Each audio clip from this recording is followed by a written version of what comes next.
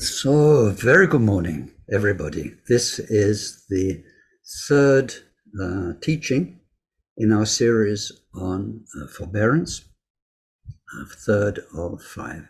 So, very good morning to those of you who are here on the Zoom. For those joining us later on YouTube, then good morning, good afternoon, or good evening, wherever you are. So let's start with our very precious, very necessary moment of alignment of our awareness, mindfulness, when we make our initial wishes and prayers, and we make this motivation, this driving force that we hope will keep us listening well and trying to understand, because we feel that we're here for the benefit of everybody. And it's very important that we understand well the message from the Buddha through our great lineage masters.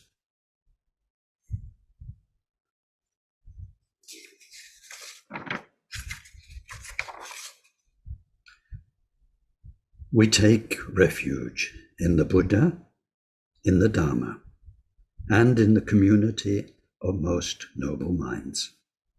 From this moment on, until we reach the very heart of enlightenment.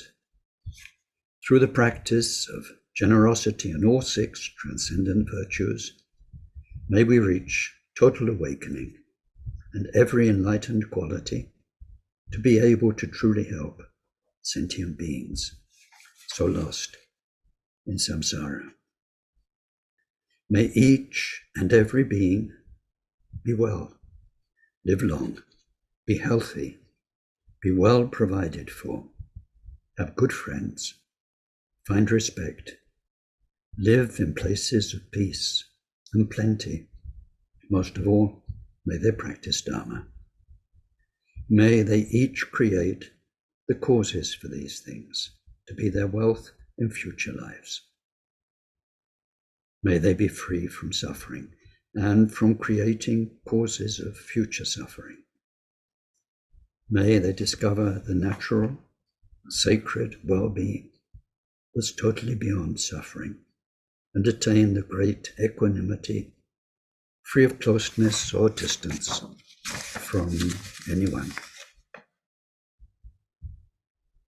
Deyata shame shamavati shamata shatru Om kuri marjite karota Keyorite jovati ollo yone bishudan male malapa Naye kukure kaka grase grasana omuke paramuke Amuke sham dahane savagraha bandhanane Nigri hitva sava bhava pravadina Vimukta marapasha savitva buddha mudra Anudgatita sava mare bhutsarita parishuddhe Vigashantu sava marakama.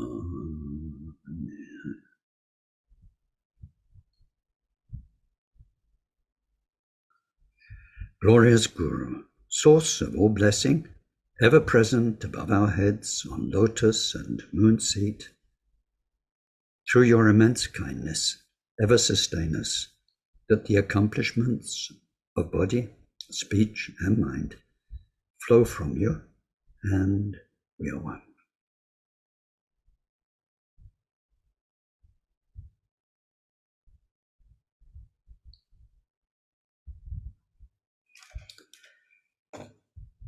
So where are we? We are taking our minds into an exploration of this very special, very profound,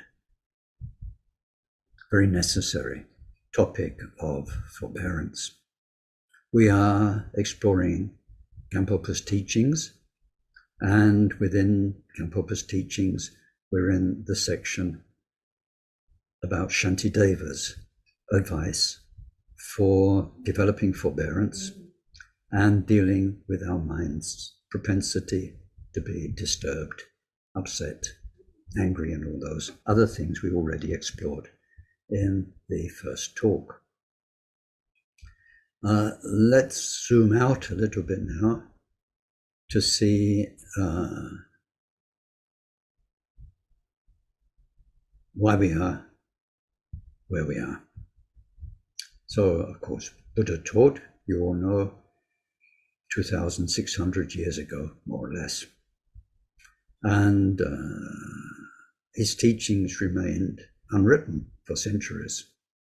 They were an oral tradition. In the very first century or two, many streams of Dharma developed.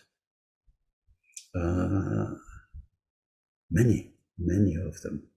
For instance, the Theravada school we have now was one of 18 similar schools.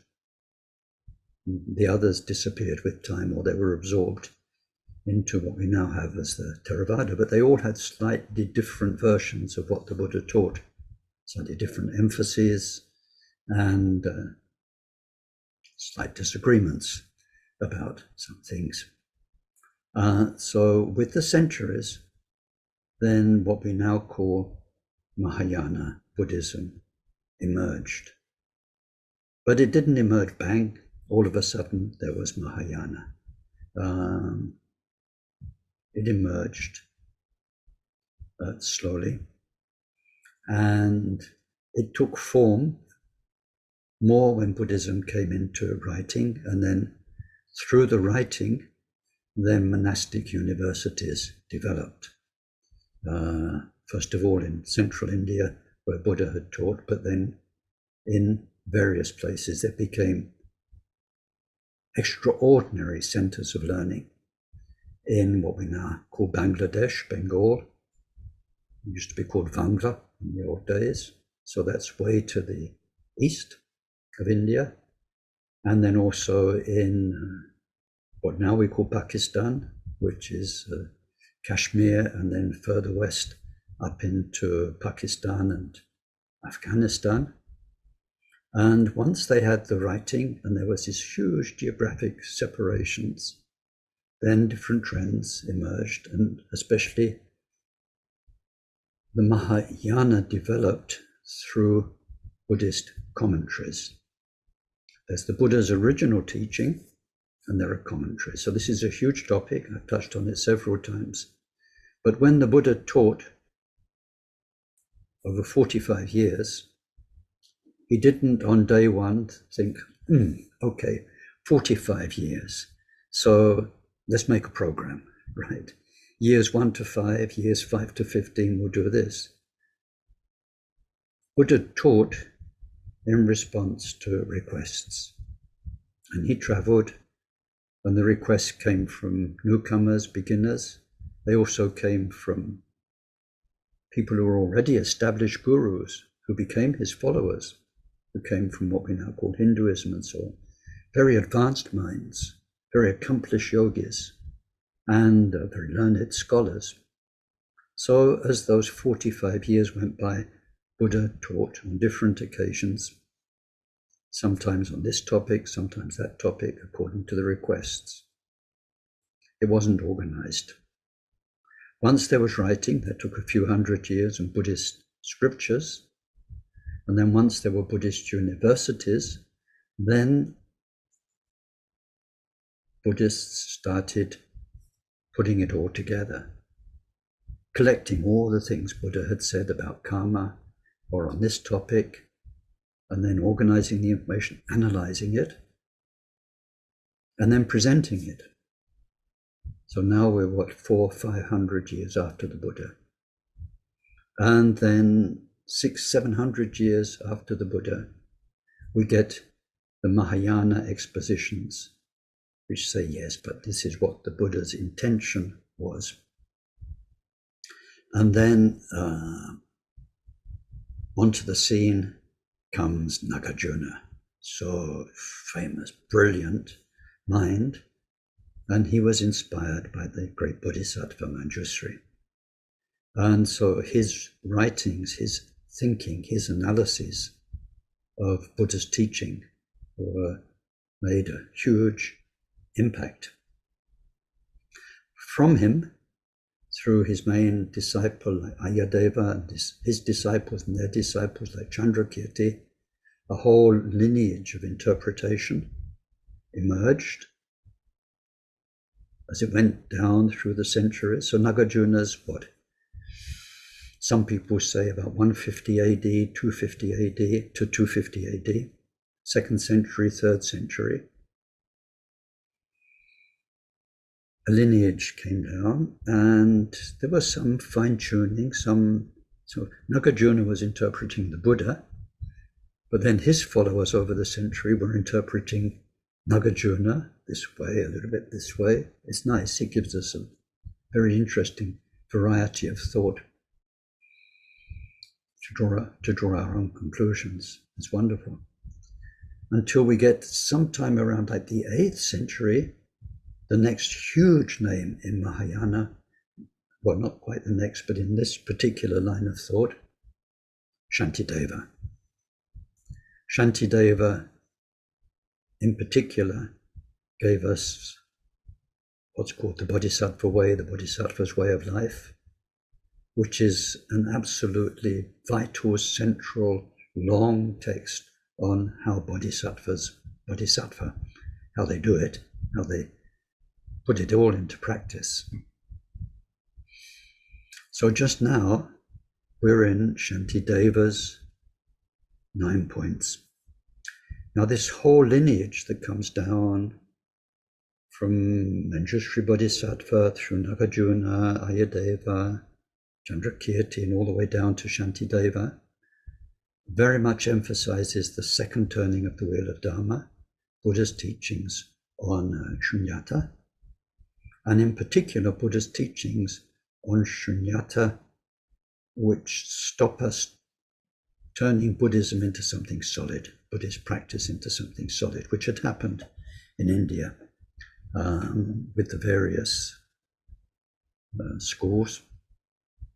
They made all of our laundry lists, the 5 skandhas, the 18 elements, and this and that. They made them all too real, too solid. They didn't see them as a means to get rid of ego, as a remedy to all the different parts of ego. They saw it as solid. This Buddha taught this.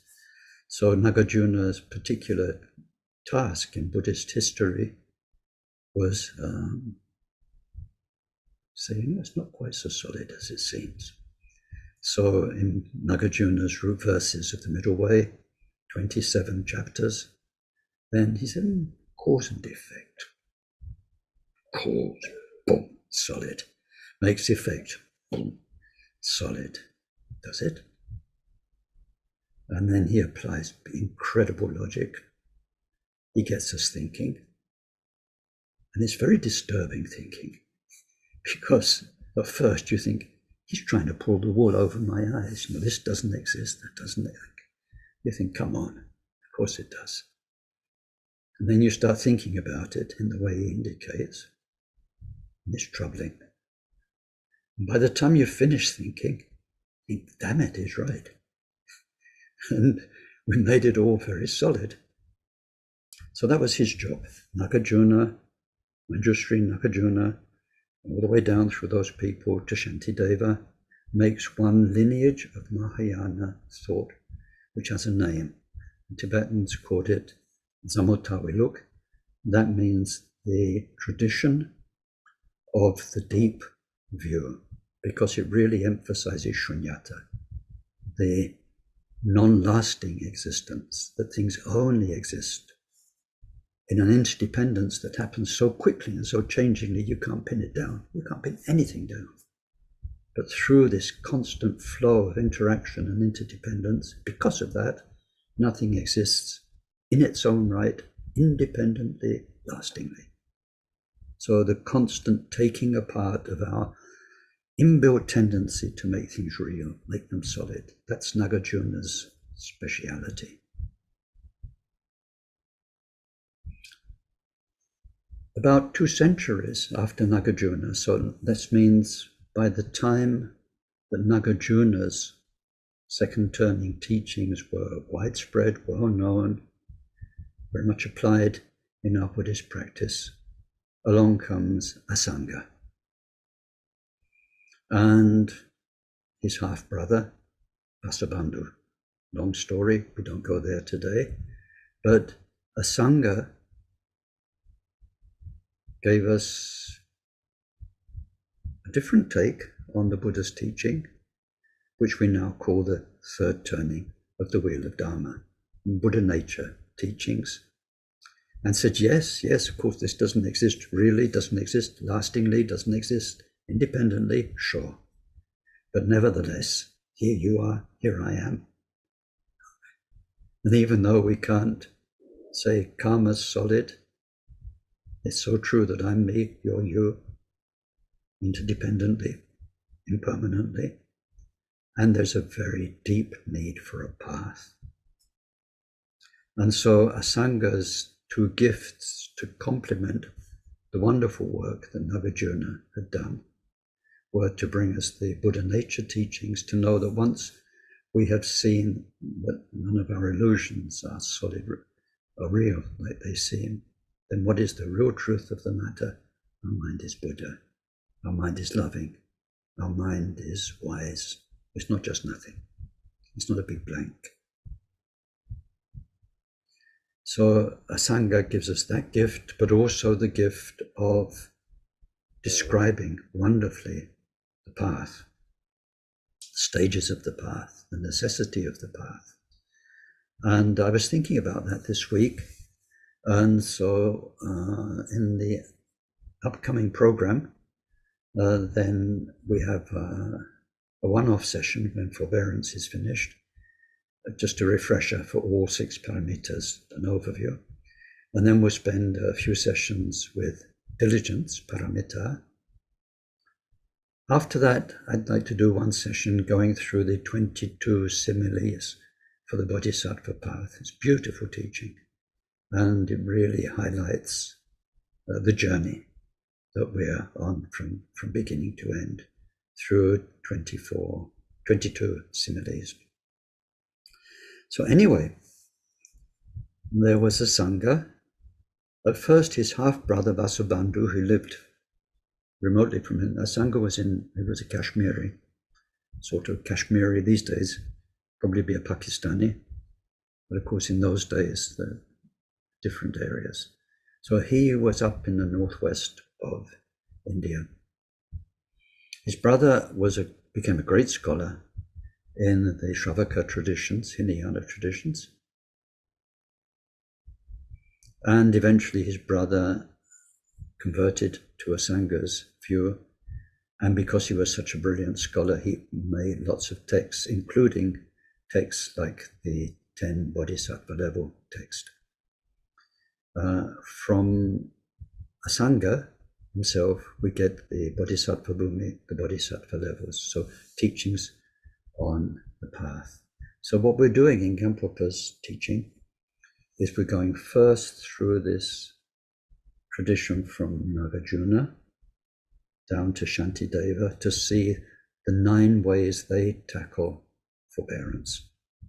And then we'll move to the other lineage from Asanga and Vasubandhu and down through their followers. There it's not so easy to follow a lineage.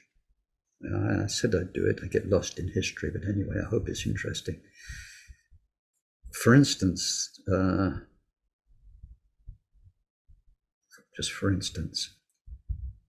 Asanga's Buddha nature teachings, which were propagated in his lifetime, but actually they disappeared from they never became general public teachings. The Buddhist world wasn't quite ready. They did continue secretly. They did continue on a low level, but not in the general Buddhist public in India. And he hid texts. He hid one text inside a stupa. So then after Asanga, almost 1,000 years later, the great Buddhist master Maitrapa, who was one of Marpa's gurus, was circumambulating this stupa and he felt something inside, and he saw a crack, and in his mind, huge light was streaming out of the stupa through the crack. And he knew, it's quite daring, there must be something worth retrieving in there. Now, you don't normally go breaking open stupas to see what's inside because you had a bit of a vision. But he did that, and he found the text from Asanga's followers, and he received transmission from its meaning and taught the way he did because of it, and gave it to our lineage through Mapa. So anyway, there is another lineage from Asanga. Now these two, which is called the tradition of vast conduct, the tradition of deep view, the tradition of vast conduct. Between these two, we have all of our bodhisattva teachings. These are the two columns that hold up the roof of our bodhisattva teachings, from Nagarjuna, from Asanga, and their disciples. There's not really a third stream of bodhisattva teachings. So this is why Gampopa presents both.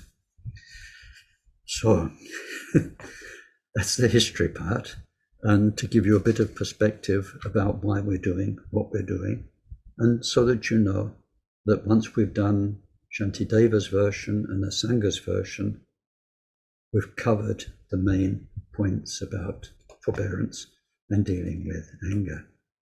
Now.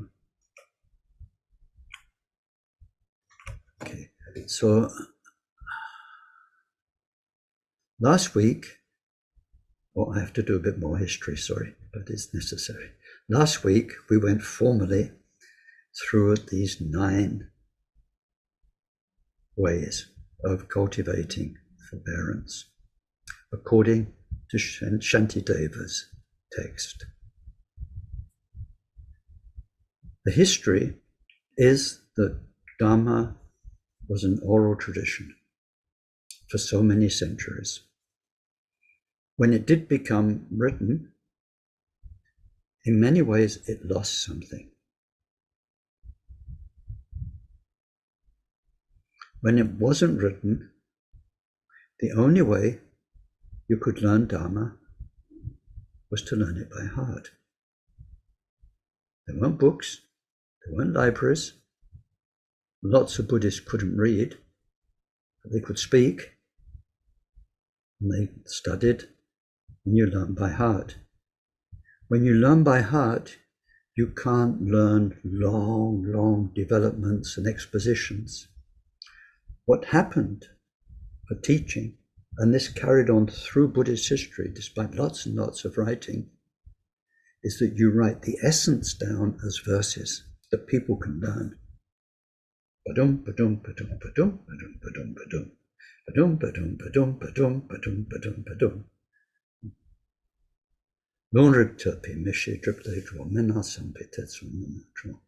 Like this. You can learn it. It's got meter. The sounds go together nicely. It sits in your mind beautifully. So then the master gets the student to learn the verses. But then it's a bit like packet powdered soup. I don't know which brands you have in your countries, like Maggi and others, where you get a little packet of powder and you put it with water in it. And then before you know it, you've got minestrone soup with bits floating in it, or you've got mushrooms or whatever. But the ones with the bits are really interesting, all the different details in a minestrone. So you learn the verses, but then in the teaching, the master unpacks the words. It's a necessary combination. The text itself is not enough that you can learn. You need the oral tradition that comes from master to student. It's handed down, that brings to life the words of the scriptures. But the scriptures are necessarily concise. And then some of them are naughty scriptures. because they are intentionally not clear. So that you definitely need a teacher to tell you what's in there. That's wonderful safety mechanism to stop people just taking away a text and getting their own projection, interpretation of it. So last week, what I did was to give you a formal transmission of the verses of Santideva, and I'd like to go back to them now and unpack it a little bit, which is a bit like, I hope, priming a pump. You know, with a pump, sometimes you have to put a bit of water in or something to get it going. And once it's going, then the whole thing flows by itself. So a teacher sometimes starts unpacking a topic, but then now it's kind of over to you. Take this away, chew on it, suck on it, think about it, look around you, observe life, observe your own history, your own mind, your own story, and see, is this true? Isn't it true? What's comfortable in there? What's uncomfortable for me? What seems weird in there? And so all these things is the second stage of study. It's called reflection, contemplation. So I'd like to prime the pump, and let's go back to these 9 points and to see how, in general, they are about what our whole bodhisattva journey is about, which is redefining ourselves. Nearly all spiritual traditions, Buddhist, non-Buddhist, center around this question: who am I? What am I? How do I define myself? And how wrong is that? How right is it? What are we really? What are we really? So the Buddhist bodhisattva path in all of its stages is about redefining ourselves. So let's look at that in that general way at these 9 points. So the first point is that we've got a virtual enemy in front of us. They're saying something nasty, or they're doing something nasty to us. And so the first point is they are out of control. Remember? Out of control. So they have, last week we saw they've got their history behind them. Okay. They're out of control. And then we saw it's their karma to be who they are. Mm-hmm. And then it's their karma, to have me in their life. And just now, it's our karma that they are aggressive. But that's not the main point. It's our karma that I'm upset. I'm disturbed by who they are and what they're doing. Okay. They're out of control because they are the puppets of all their history, all their karma, their upbringing, what happened to them in other lives. What about me? What about me? I'm getting upset. I'm troubled by this. My stomach feels wrong. My I'm hot with anger.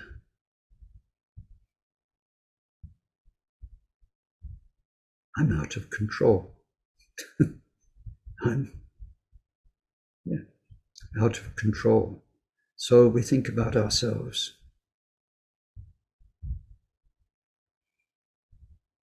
All those imaginary mental battles we go through, whether there's an enemy there or not, the arguments, the stories, I should have said this to him, or even 25 years ago, we're still, but she shouldn't have done that, he shouldn't have done.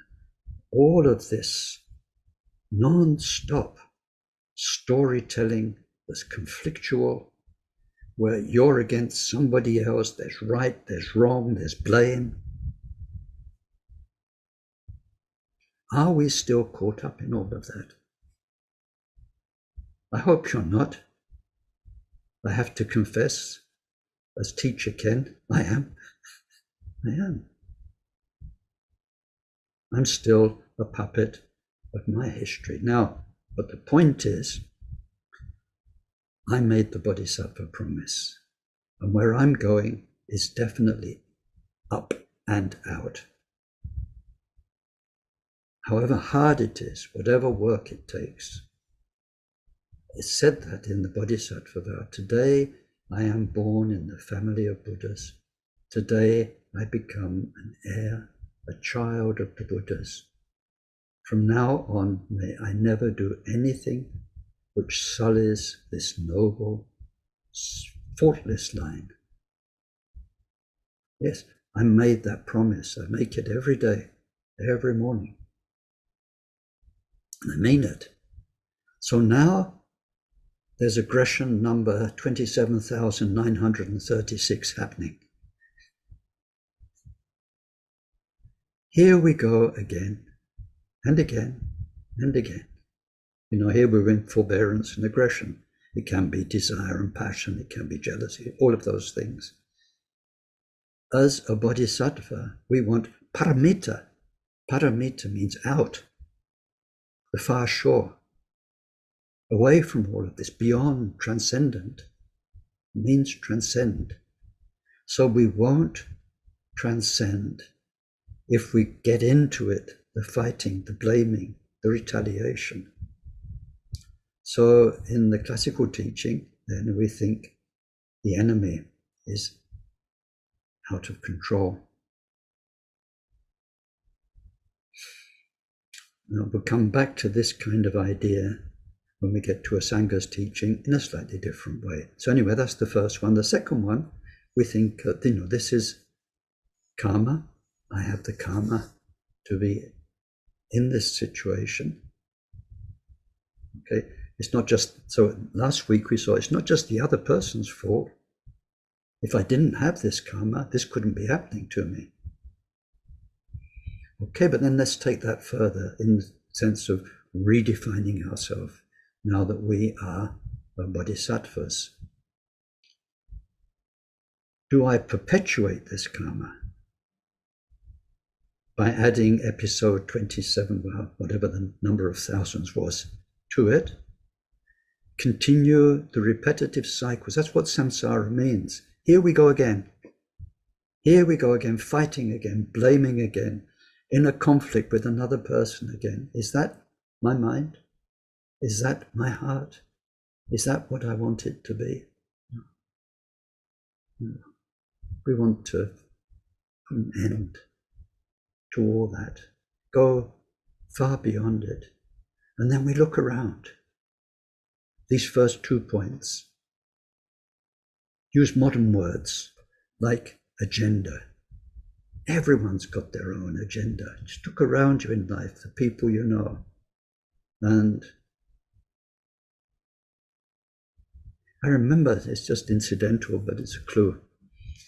I think it was in the 80s when marketing became something. I mean, I suppose there's always been marketing, but it wasn't really called marketing. People didn't study it at universities and get masters in it. And there weren't marketing departments everywhere, quite like there are these days. And I remember being told by a psychologist, they said, look, as psychologists, we're learning about people and how they tick, and how they fit into types. And as soon as we've got that knowledge, business uses it to manipulate people. So there was a teaching for managers, T-shirt teaching. So it says, this person who works for you, what do you put on their T-shirt? It's like, I love cats. Okay. So if you want to make them sweet, you talk about cats, or whatever their psychology is, whatever makes them upset, makes them happy. You find the one T-shirt that defines them, then you use that definition to manipulate them. right? So if we're a bit naughty and we do that, and we give people, everybody we know, t-shirts, or a couple of t-shirts, people are into their own agendas. And we're very careful. We do it all the time. You're careful not to talk about certain things with some people, or not to, you know, it's a no-go area. You just don't go there. You don't talk about that. In French, you say patouche. You just don't touch it. Don't go there. It's no-go. And other areas make people happy, and so on. You look inside, and this has always fascinated me and scared me. I used to make it as a hypothetical suggestion for my students.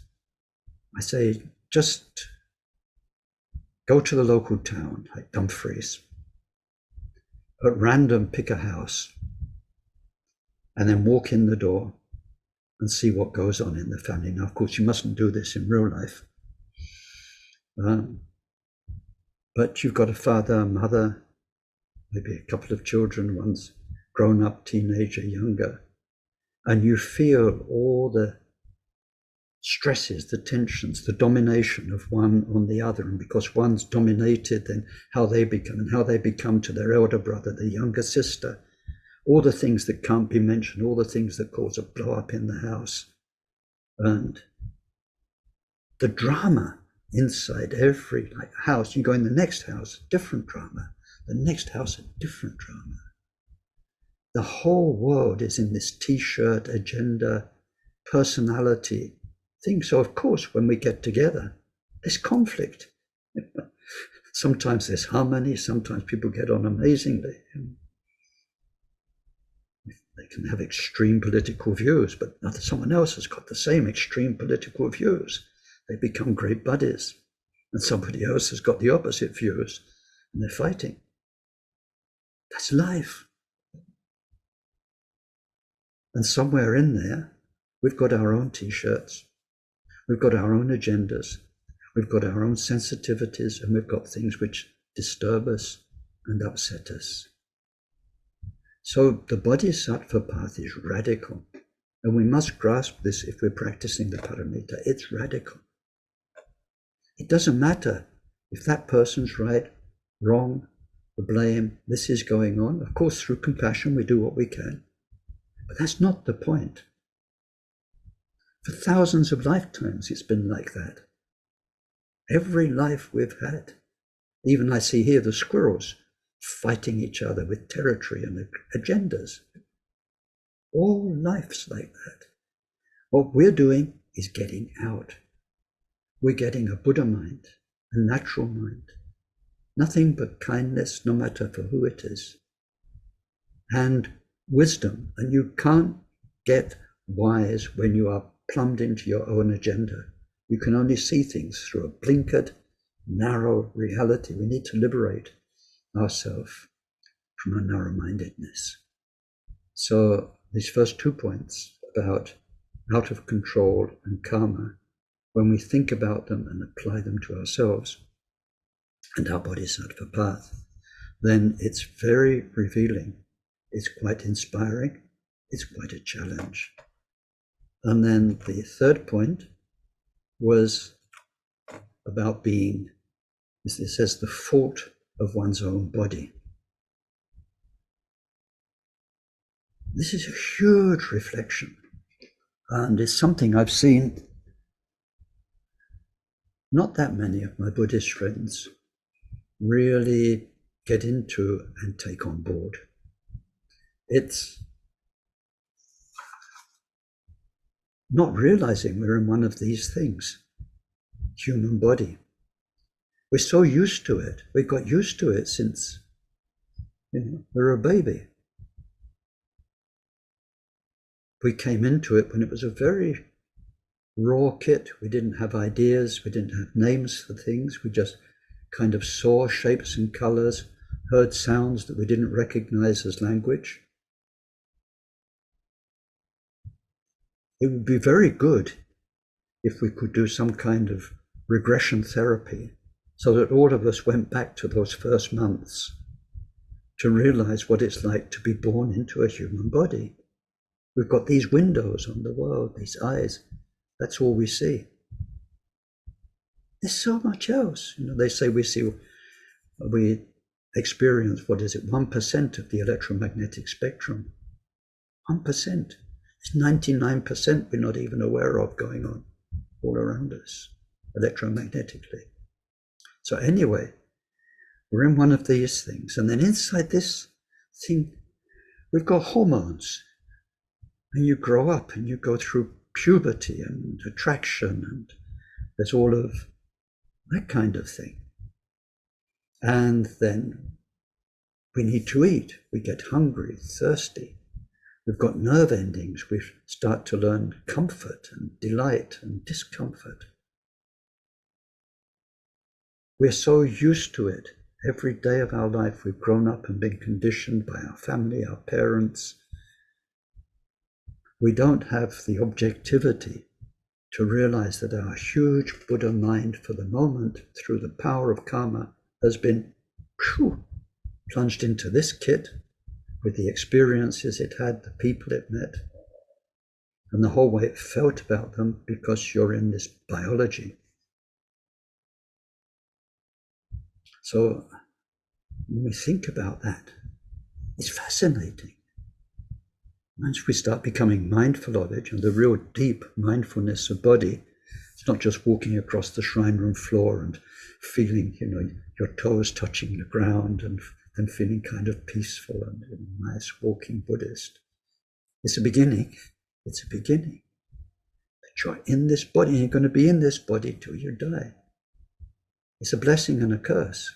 It's a precious human existence, but also it comes with a big price. So we look, and in particular, we're looking now at difficulty, we're uncomfortable, there's aggression, life's not working out how we want it. How much of that is due to being embodied? And then the next step, why are we embodied? Because our mind made the karma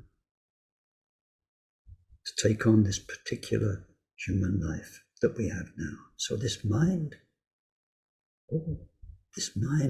what can we do with it?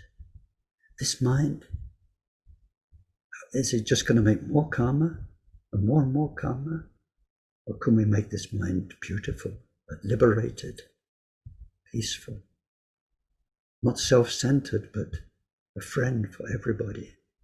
So we think deeply about what does Santideva mean when he says the fault of our body, the fault of our mind. Deep thinking, lots of thinking over many years of observation, we develop these points. And then I forget where it was, maybe on the YouTube comments, I think it was Myron, who made a comment about the next point, about if I retaliate, there's no difference between me and the other person. They say something bad, I say something bad to them. They say pig face, I say horse face. And, you've done the same thing. And they say, well, anyway, you're not a good Buddhist because you don't do this or you do that. And I say, yeah, but look at you and look at what you did. And I remember last year. And Myron said, that's it, you don't let yourself be dragged down to the same level. Because that's what worldly people do. They'll always be doing it in all your lives. And even when you become like Dalai Lama, Karmapa, Buddha, they've still got troublemakers, shit stirrers, and all the rest of it in their life. They do. They do. Just look at the Karmapa's life. Look at Dalai Lama's life. We're never going to get rid of them. But what we can do is not let ourselves be pulled down to that level of being. On the contrary, we can. So this is why then the next step is, well, how beneficial this could be, because this aggressive circumstance can become a booster, can become a catalyst for my bodhisattva practice. whatever we are doing, practice Tonglen or whatever, then we can turn this situation from discomfort to the huge comfort and healthy feeling of a loving, compassionate mind. You know, it's a wonderful thing to have love in your heart. Love, it makes you glow. Sometimes it makes you blush. It makes your cheeks go all red. And, you know, these days, the last 5-10 years, they've been mad about chemistry, you know, all these 4 basic happiness chemicals and all the rest of it. But it's more than chemistry. It's more than chemistry. Chemistry is part of it. Do you want to be angry? Where you feel rotten and you can't sleep properly and you're all topsy-turvy? Filled with love. So this wonderful opportunity that your enemy has given you, that your body's health has given you, that politics has given you, and what's happening in the world, all of these things that can make us feel disturbed, they can give rise to peace, bodhisattva path, love, compassion, transcendence. So then that brings us to the next point, the enormous kindness. I mean, you really feel like that this is the best thing could ever happen to me. Wonderful, thank you. Thank you, life, thank you, enemy. And you can barely believe that you've spent all those years, all those lives getting worked up, getting fed up, depressed, angry, resentful, unable to forgive, all those things. You think, wow, this is wonderful. And then, oh, and look, now I'm doing this. The Buddhas, they're looking at me so nice. They like what's going on here. That's right. I said, now I belong to your family. I'm going to act like you. And so the last point, number 9, such benefit from practicing forbearance. And also, without forbearance, then the paramitas are not complete. We'll never get enlightened, ever. We really need it desperately. So that's a brief look. Excuse me.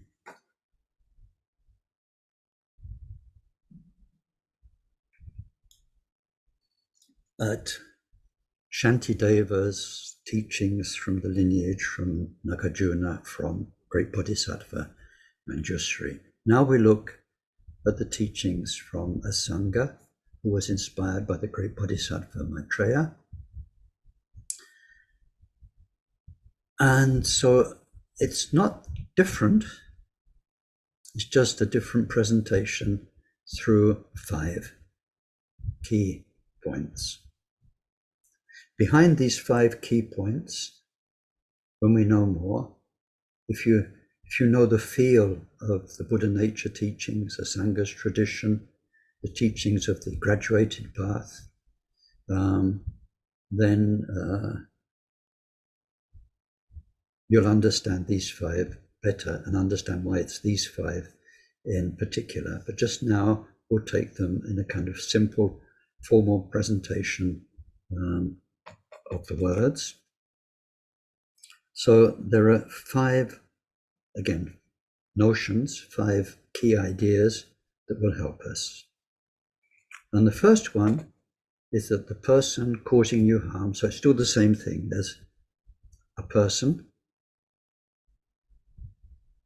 causing you harm, but through that and through this idea, we can work with non-person circumstances or our own body causing us harm. But anyway, with a person, it's easier to describe the ideas. So we think they're our best friend, our dearest friend. Now, of course, some work is involved in this. You might not feel like that at the beginning. You probably won't feel like that. But in the Dharma sense, what is a friend? A friend is somebody who helps you, who cares for you. So they are. Now, the way we're looking at this here is not as we just did, that the aggressor is giving you circumstances that can make you a better person. So therefore, in this moment, they're your best friend. It's not that. What we're looking at here is all the past lives and all the future lives, and who that person has been, who they will be, and who they are temporarily, or just now. So, and I should have brought along, I should have sent you maybe a story, very famous story of one of the Buddha's disciples, Katyayana. Katyayana was one of the Buddha's very clairvoyant disciples. And so, then I always forget the details. And in fact, there are a couple of different versions of the story that circulate anyway. But Katyayana's going round a corner and he sees a woman. And I think it's an old lady, it's like a grandmother who's nursing a child. And sorry, you can't see it on the screen. I've got my arm in a crook, holding a child, nursing a child. They're looking at the child, oh, sweetheart, like this, all nice and kind and friendly.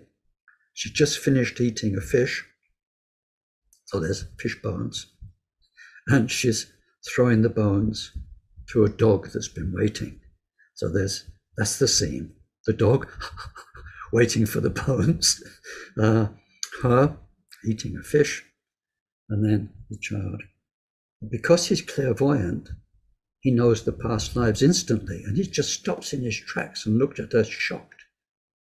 And she says to him, what is it? I'm seeing this beautiful Buddhist monk in front of her looking at her shocked. She said, well, you don't know it, but that child you're looking at with such love in a past life was one of your worst enemies. And the fish you just ate was, whatever it was, your father, your mother, your brother, past husband. So you just eaten, just eaten your father. And then the dog that you're throwing it to was somebody else. And so he was just amazed at the play of karma. One life you're a friend, another life you're an enemy. Just the play of this is incredible. So in so many past lives, that person causing you bother now has been somebody you love so much. Maybe you're deeply in love. Maybe they were your child. Maybe they were your parent, your best friend. Again and again, not just in one life, but in many lives. And we think the way we think. And actually, between you and me, whether it's true or not doesn't matter. But anyway, don't tell anybody. But the way we think is like this. In the past, they've been so kind.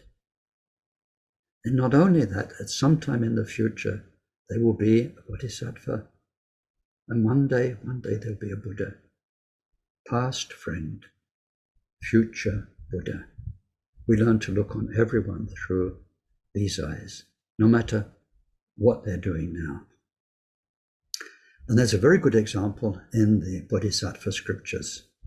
And it's the example of a child in fever. So very high fever. So there's a mother, there's a child. Normally, they love each other very much. Everything's fine.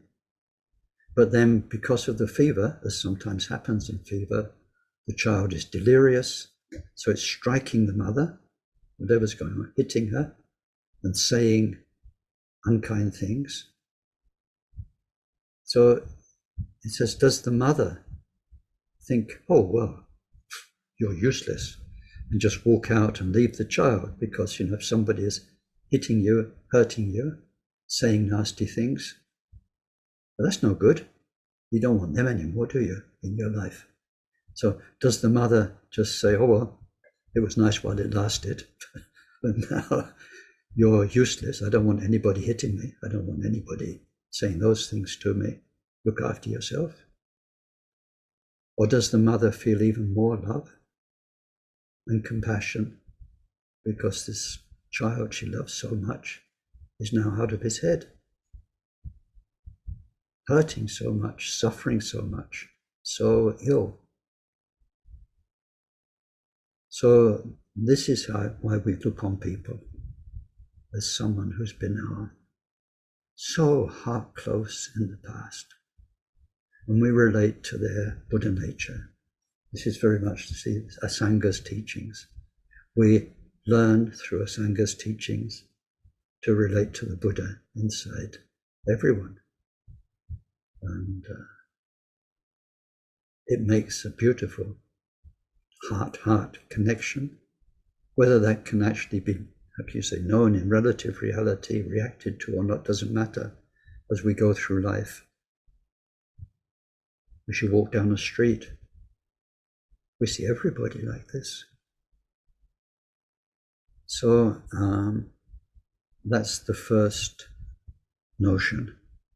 This person has been your dearest friend in the past. And if just now, through all those other reasons, they're out of control, it's the karma and all of that, it doesn't matter. We're like the mother with the feverish child. And so that comes in the later points. First is the attitude towards them. They are our dearest friend.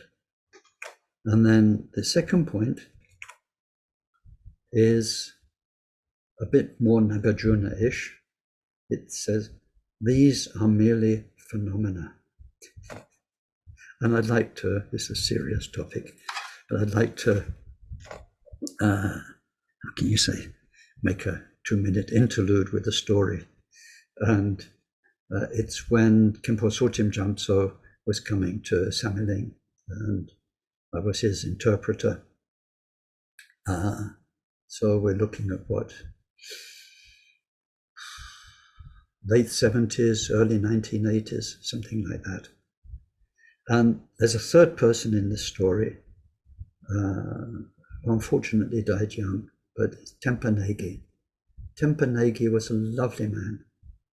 And I was quite surprised when I went to Sikkim, 4 years ago. And some people there said, I heard you knew Tempa Negi. I said, oh yeah, we were good friends.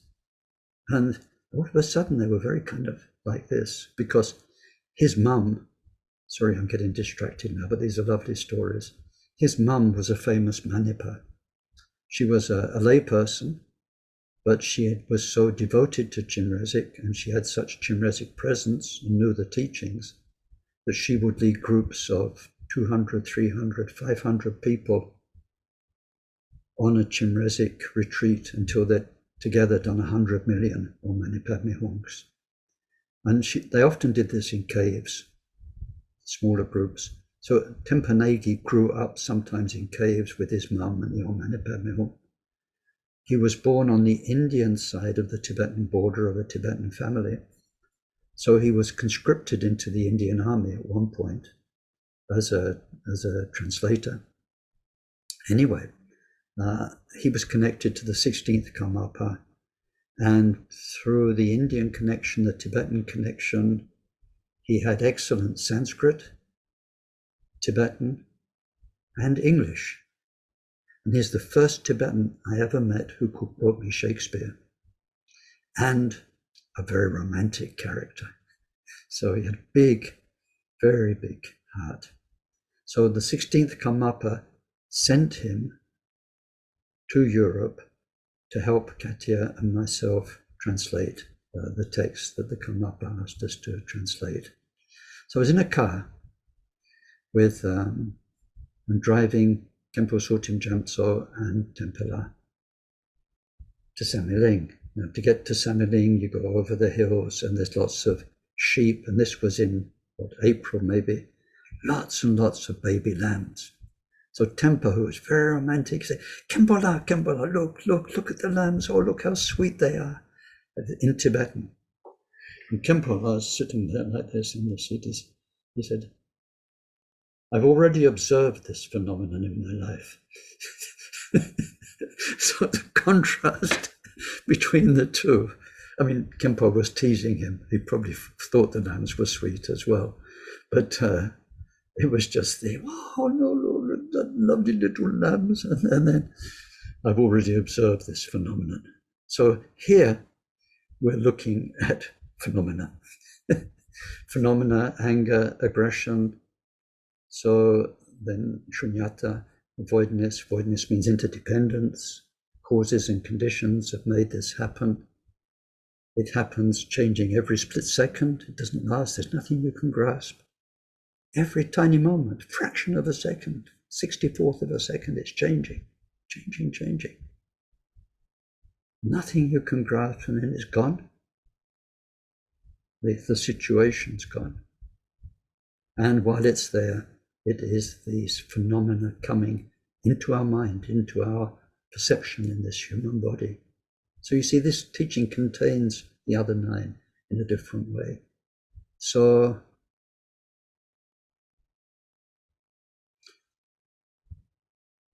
if behind this we have a training in shunyata, we are used to observing our mind in meditation, and we see how thoughts, feelings, memories, fantasies come up as phenomena. And while we're in meditation and remaining serene, remaining calm, remaining blessed, then we just watch these phenomena come and go through mindfulness of mind, mindfulness of feelings, mindfulness of Dharma. So, given that as a background, rather than get drawn into a human situation, how can we help ourselves as bodhisattvas transcend, is by just seeing it as phenomena on the screen of our mind. No need to react, no need to pull our own mind down into this level of anger and trouble and disturbance. The next one's a bit funny. I tend, probably wrongly, to make it a bit naughty. So it says impermanence. Just like in the first one, we thought all sentient beings, whoever's there in front of us now, before was our dearest friend, very kind person to us. So, and on that first one, we're thinking, I have so much kindness to repay. We feel like we owe them so much because they've helped us so much in the past. A debt towards them. So anyway, now we're thinking, this person's going to die. They're here, they've grown up, they are who they are. Through our karma, we're interacting like this. They're going to die. Why bother? What's the worst thing you can do to somebody? Kill them. Well, you've got a free hitman. You don't need to pay $5,000 to a mafia hitman to get rid of them, or hit person, I suppose we need to say these days to be politically correct, a hit person. And no, impermanence is going to kill them for you. Why bother? But actually, it doesn't mean that. That's me being naughty. It means we have such great compassion, because here they are. And like I said earlier on, people have got their own agenda. This has made them angry. It's made them think of us in a very aggressive or not nice way. It will come, it will go, it's impermanent. And even their whole life and this whole story of him and me, her and me, will go.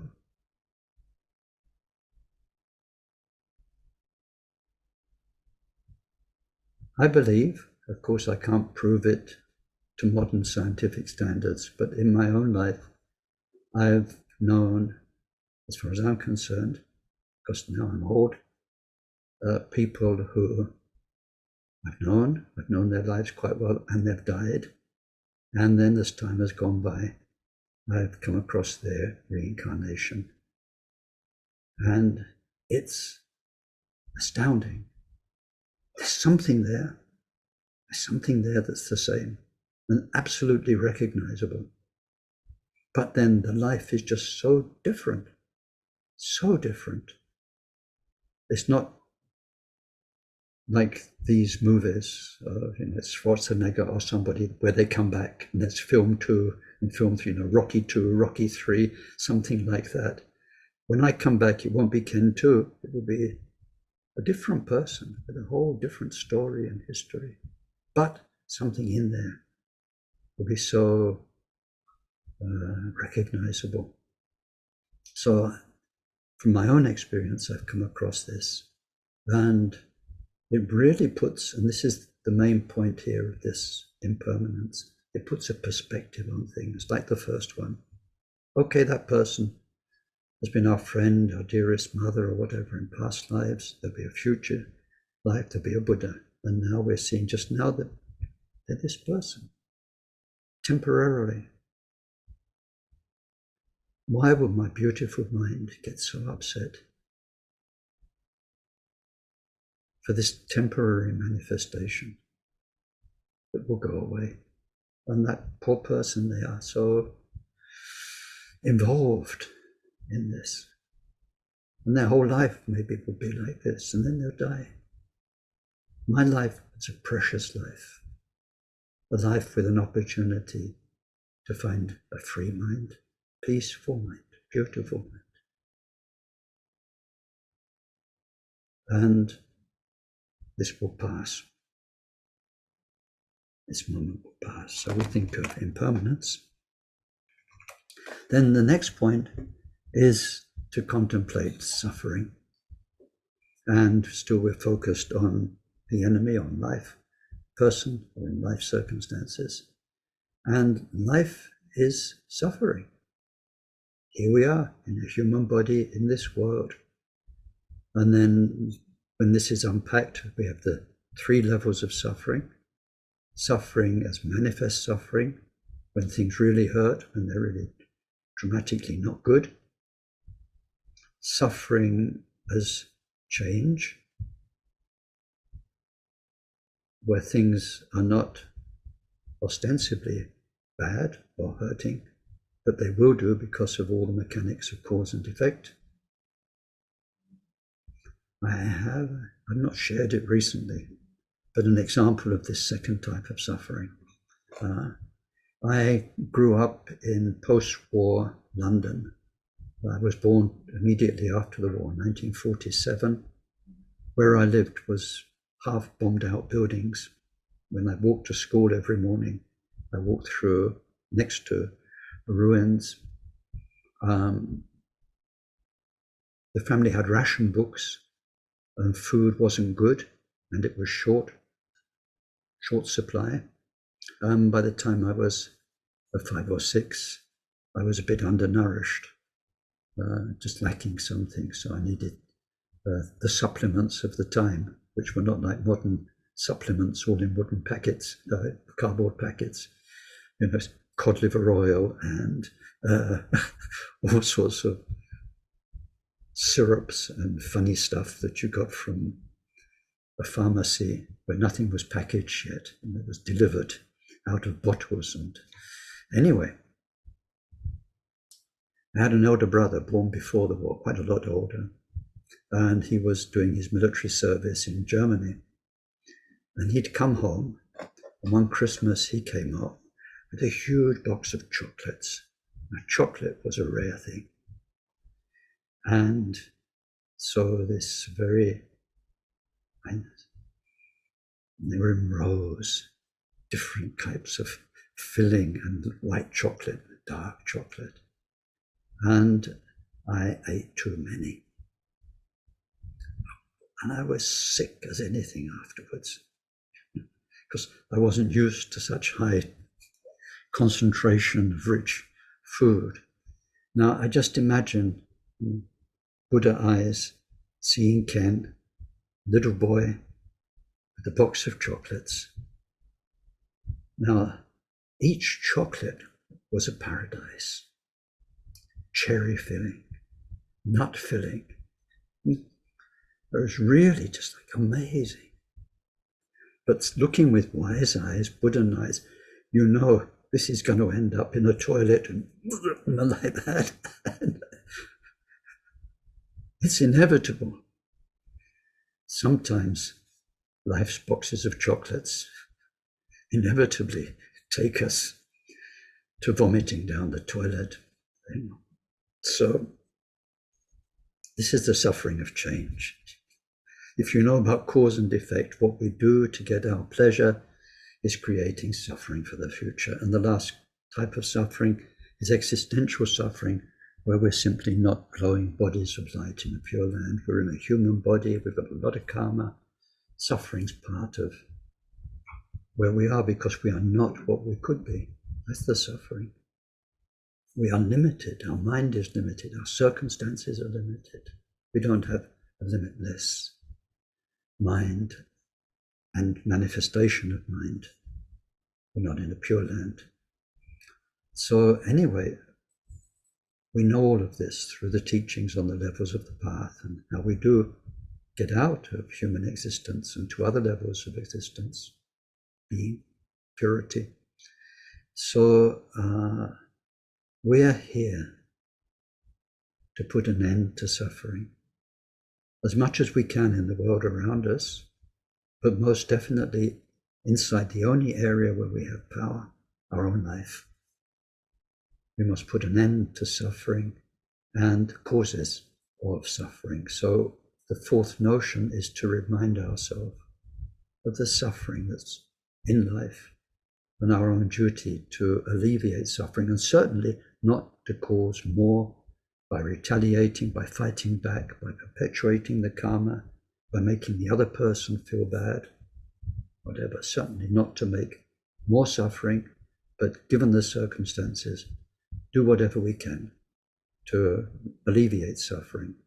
And of course, in the last two sessions, we've looked at this about the basic question, as Buddhists trying to practice forbearance, does that mean we don't get upset and don't do anything about aggressors, abusers, abusive situations in the world? Are we just going to let it happen, accept it, become victims? Are we going to? No. Here, this fourth point is very much about our duty is to reduce suffering, but we don't need anger to do that. We don't need to be upset to do that. It makes things worse. We need wisdom. We need strength and stability in our hearts, in our feelings. So anyway, the fourth notion is that of suffering. And then the last one is about completely embracing all beings. This goes very deep when we explore it. It's about Buddha mind. When we have the Buddha nature teachings, we believe our deepest, truest nature is Buddha. We're trying to just let that express itself by taking away everything that limits it. And Buddha mind embraces everybody. It's not angry at this one and in love with this one and partial. Where we are going is to the mind that loves and cares and knows, cares for everybody and knows everybody. So in the situation we're in, relatively, how can our mind embrace the Buddha nature of the other person and all of their relative world circumstances? What can we do to help them, however long it takes, on their journey to enlightenment? Now, this one is a deep topic. When we get to Vajrayana, how do we express this particular fifth one? Is you see everyone as your guru, including the enemies. And it's like the manifestation of your guru. How can you say? if we put it in not quite the correct terms, but so it's understandable, sent to test you. Okay. So when somebody's trying to push your buttons and get you upset, thank you, Rinpoche. Thank you very, very much. You didn't get me this time. I saw you coming. So, thank you, Buddha.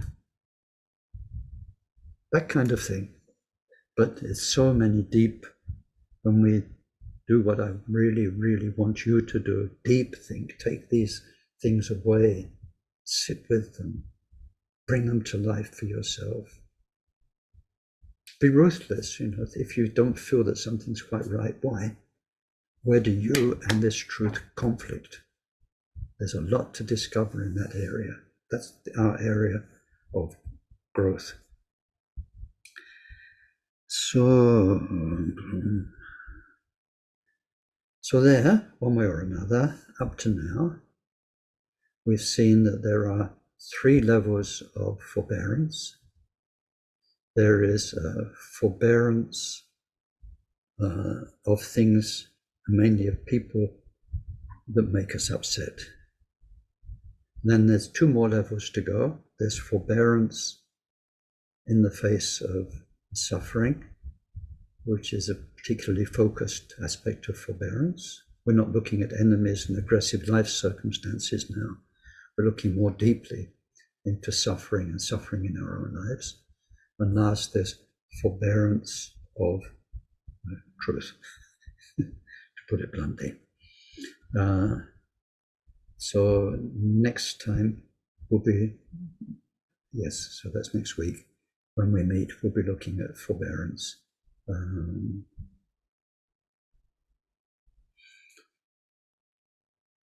did I want to do? I'm not sure about the time.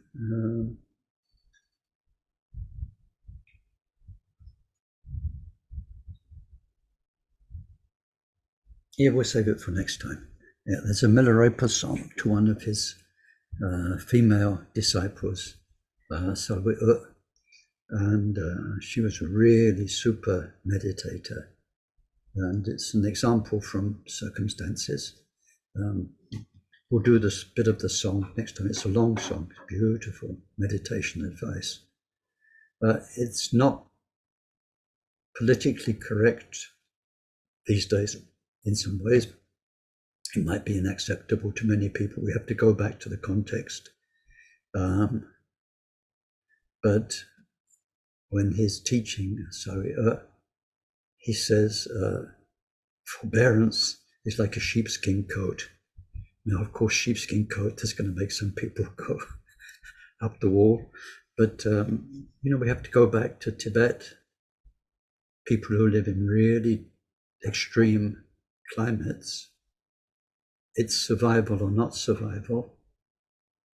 And also, at least in theory, in a Buddhist country, you don't need to kill to get a sheepskin or any kind of skin. Animals die naturally. So then the skins they leave behind the bodies they leave behind are very valuable in terms of products that can be used. So anyway, all that side of it apart, now imagine you're in a cold place like Tibet. A sheepskin coat is a wonderful thing. Wherever you go, you're not going to be cold. You can wear it to ride your horse. You can cuddle up underneath it at night time as a blanket. And Tibetans would sometimes only wash once or twice a year. It's true. It's true. Many lived in an altitude where sweaty armpit microbes can't survive. That's one thing. And sometimes the more we wash and the more we use soaps and things, the more we stink when we don't. And So it's very interesting to go to countries where people have their natural smells. And but anyway, so a coat, you should be wearing it non-stop. And without it, it's so different. So being warm and cozy or suffering. Forbearance is like something we wrap around ourselves. Wherever we go, whoever we meet, the forbearing bodhisattva mind using the 9 points of Santideva or the 5 points of Asanga is a very, very, very wonderful thing. So let's dedicate whatever was good and useful in this session.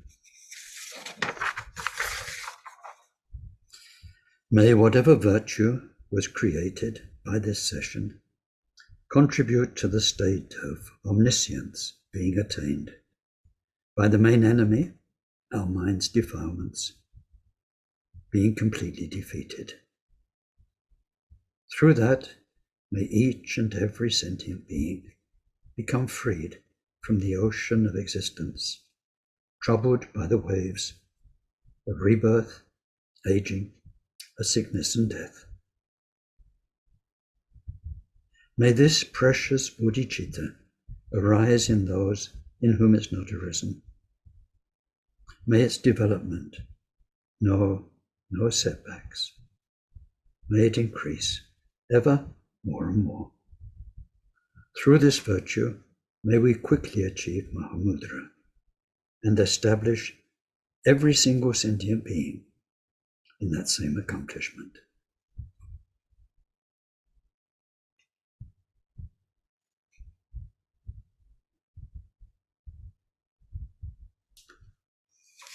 So thank you very much.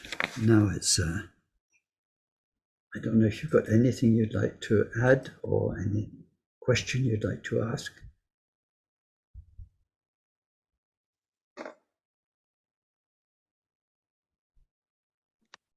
Hi, Ken. Hi. Thanks so much. That's a really wonderful teaching. I could listen to that a lot to remind me. I was just wondering would you mind saying a little prayer for my mother? She has to have aortic valve replacement surgery on this week coming now. Of course. Yeah. Thank you very much. Let's dedicate today's goodness for her. Thank you so much. Yeah. What's her first name? She's Dorcas too. She's Dorcas too. Oh, good. Yeah. Well, that's easy to remember then. Good. Neat. Okay.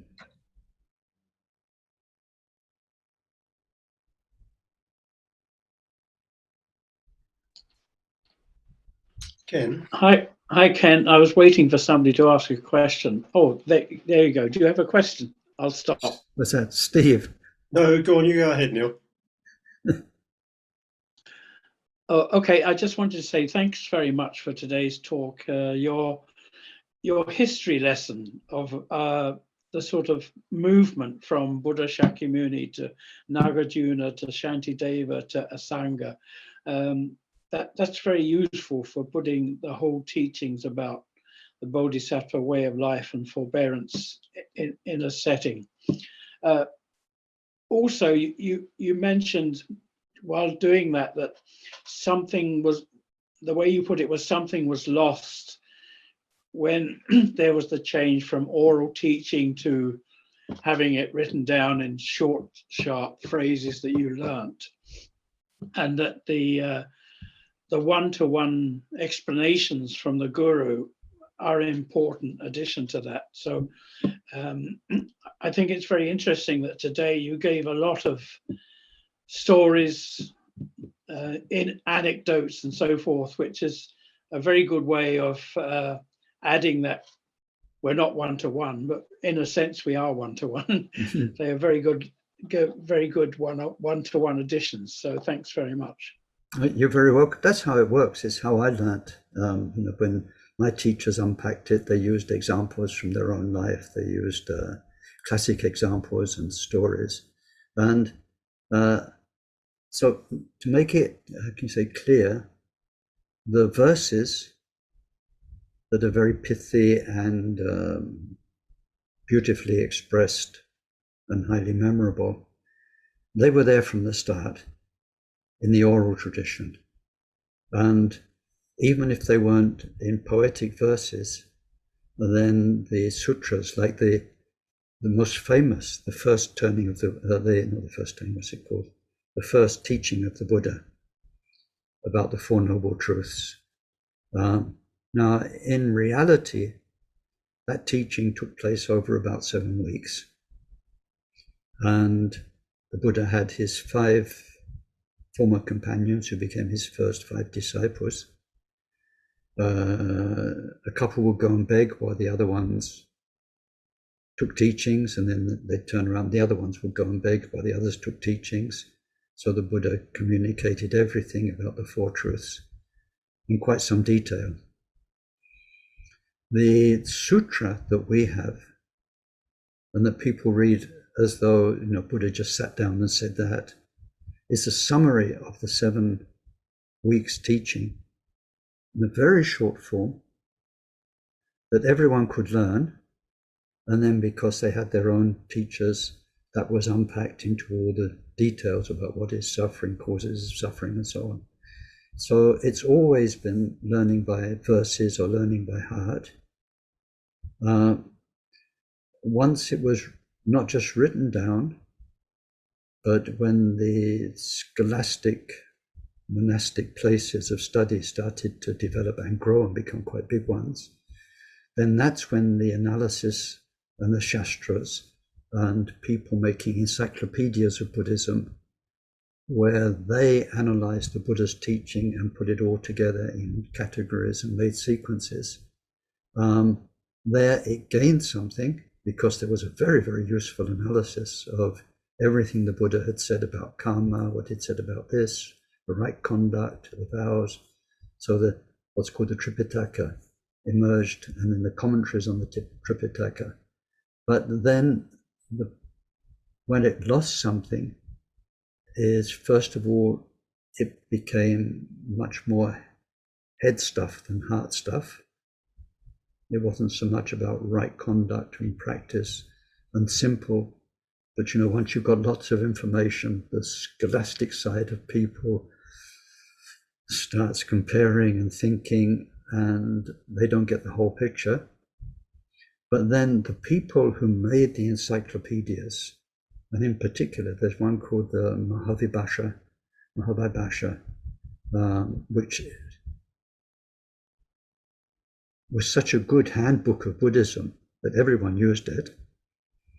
When people were using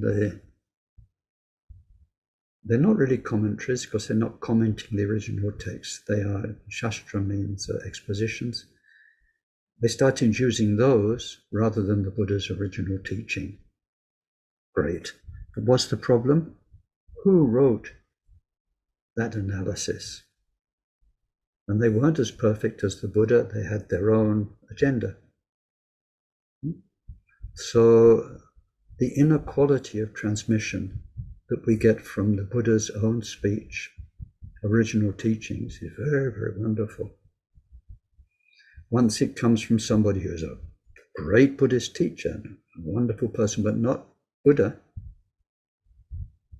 it loses something. And then once people get lost in intellectual debate and arguments and schools and fighting over ideas, they kind of lost the original feel, where the Buddha walked around as a presence. It's like we saw with the 16th Karmapa. He didn't need to say a word. He walked into a room and we got it. He was there.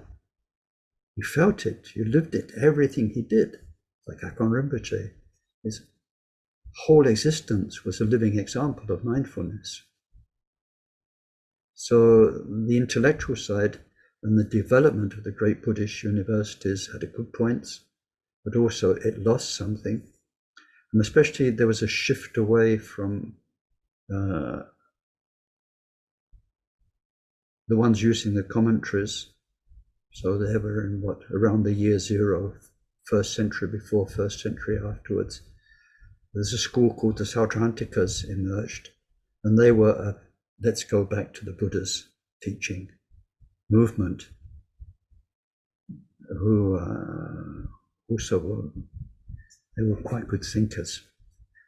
Anyway, the history really is fascinating, because then once you've got those, then you understand the world that Nagarjuna's in. And with Manjushri's inspiration, he's saying, okay, guys, yeah,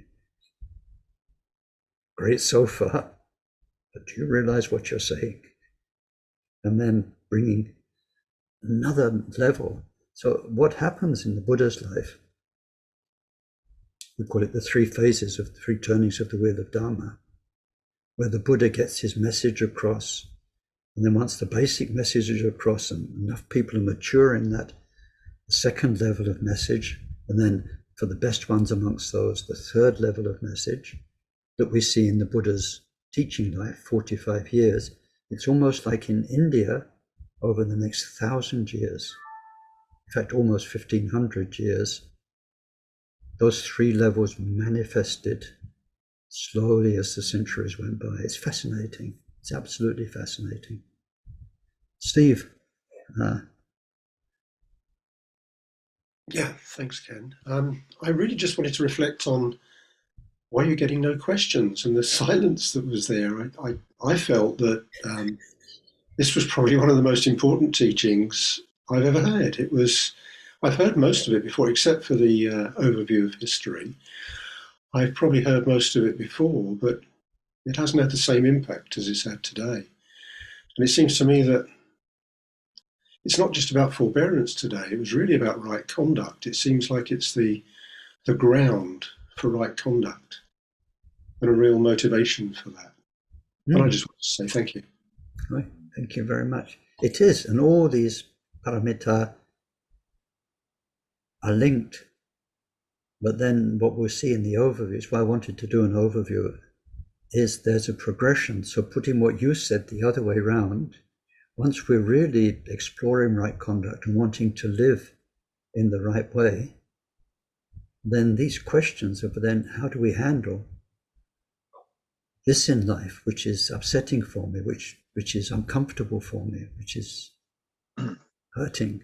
So it's like a development of right conduct, which in itself is a development of generosity, because why are we bothering to be good? It's because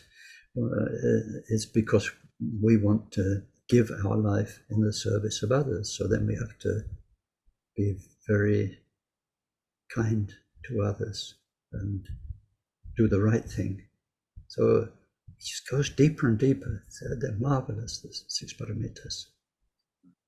Yeah, Ken, it's I think one of the reasons I haven't got any questions today is certainly there's a lot to think about and reflect on. This topic in particular is highly relevant to me and the struggles I have with people and situations, and right now is ripe with stuff at work, and I'm getting slightly involved in some very minor political involvement in things, and so there's a lot of opportunities to practice, and for me at the moment, a lot of failures, I have to say, at least at a minor stage. But one of the biggest things I find valuable from this is, and the way that you've explained it, is that the importance of, even if anger arises, quickly transforming it into constructive energy to do something about a situation in the most constructive and compassionate way, rather than in just a sort of lashing out type of way,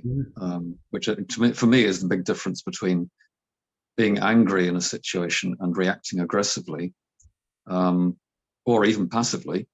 And it's that kind of middle ground of what they talk about with assertiveness, about actually keeping a clear head and doing something about the situation to improve it, but for everybody concerned, rather than just trying to defend myself or somebody else or whatever. I don't know if that makes any sense, but makes a lot of sense. Thank you.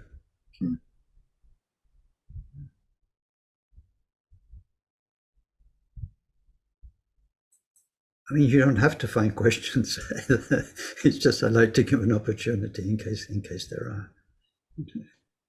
And I want to say that I have no questions, because for me this teaching was so full and so complete and so clear that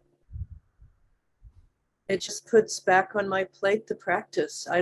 I'm blank for questions, and I don't know how to thank you enough for today. Well, thank you. Well, I mean, what I have to say, but I really mean it too, is thanks to my teachers too, very, very much.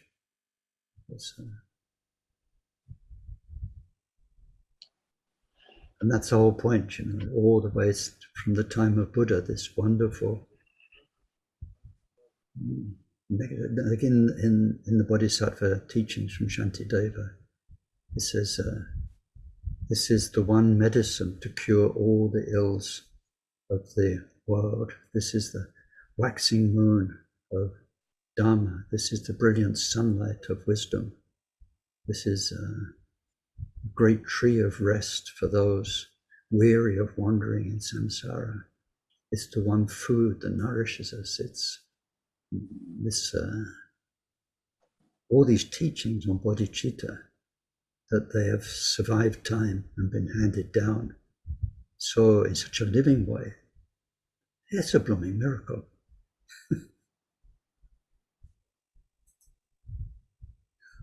Ken, the probably horrible thought has just come into my head that someday somebody knowledgeable in AI is going to attempt to produce the Buddha giving oral teachings. Yeah, it's, well, I wish you all well in whatever thinking you're going to do about AI. I saw something before this year's developments on AI. I saw about, it was actually 4 or 5 years ago, it feels less, but it must have been. They have actually made a robot in Japan that conducts funeral services. It says all the right things, you know, you put in the person's name, a bit of history, and it's a monk robot, and it says the prayers, it says things about the person, it leads the whole ceremony in an immaculate way. But it gives me the creeps. I mean, in one way it's quite, I mean, it's a wonderful teaching on shunyata, and, you know, it's all phenomena. In the end, what's the difference if there's a priest there who says it, or a robot who says it? Or is there a difference? Yeah, I'm in Japan, so I've seen that. But you know, it's kind of, what can I say? There's a lot of kind of strange humor in a way about that, like having, you know, like when you go in India and at 5 o'clock the prayers Gayatri mantra comes over the loudspeakers, or like early in the morning all the chants come out in the morning. It's almost in that way, but I don't know, people really take their funerals quite seriously in Japan and spend a lot of money on that instead of actually following Buddhist practice, you know, like Buddhism equals funerals and the shrines equals weddings, and but it's not so cold cut. I mean, I would say since the big tsunami that came in 2011, that people have become more looking more to the past and more deeply inside and about impermanence. Things have changed in some ways for the better. But yeah, there's a lot of robots, but in some ways the AI, I think, is more up and up in Europe and America than actually in Japan. People still do a lot of like work people do a lot of work here. They keep that the use of the people power is still very, very strong in Asia, I would say. Yeah. Good. Yeah. Good. I like that. Yeah. The people power. Yeah. Let's go for that. The funeral robots were interesting for me because it's one thing I did in my Buddhist life at Samiling. I got a government certificate to marry people. So when I signed the paper, they were, you know, and you're standing there in front of these starry-eyed couples and you're marrying them. That's one thing. But then also officiating at cremations, and mainly cremations and funerals.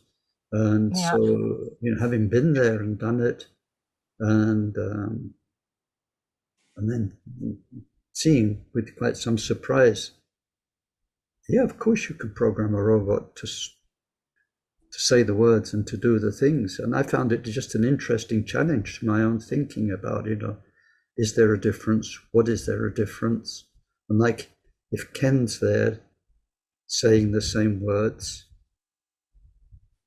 does that really, is it going to help the dead person more?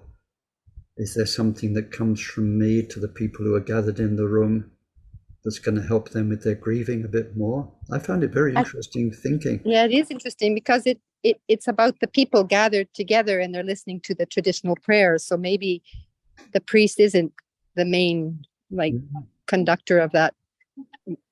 I don't know. There's a lot of automation in even before. I think that was even before AI was popular. Before, yeah, a lot of robots and stuff. Yeah. Okay. Thank you. Yeah. Have a lovely day. Yeah. Okay. You're at the end of your day. It must be evening, right? I think my take on this and funerals and so on is there's measurable heart energy. I mean, we know this scientifically. And if somebody's holding a space with heart energy, that has a very different impact on the whole energy of the thing. Yeah. So if somebody can hold that in a wise and kind way, I would say, how can you possibly replace that with a robot? Well, you can. Well, I think it also depends what people are looking for from a funeral service, because if it's mainly prayers, which is what we've had sometimes in Sannaling, the main point is not that somebody goes along and it's like a master of ceremonies, and sharing about the person. They like this poem, or now the sister's going to come up and talk, where you're kind of orchestrating that, making a feeling of appreciation for the person. But if the main thing, some people will say, I don't want any of that at my funeral. I don't want people talking about me. Say the prayers, burn the body. That's what I want, nothing more. Then if it's mainly, the whole thing's about prayers, so then the Sangha goes along, they do the Dewa Chen prayer, then, it's kind of closer, because you can get robots with fantastic voices, I imagine. A robot doesn't have to have just one voice. A robot can sing like a choir, in a very inspiring way. So it got me thinking.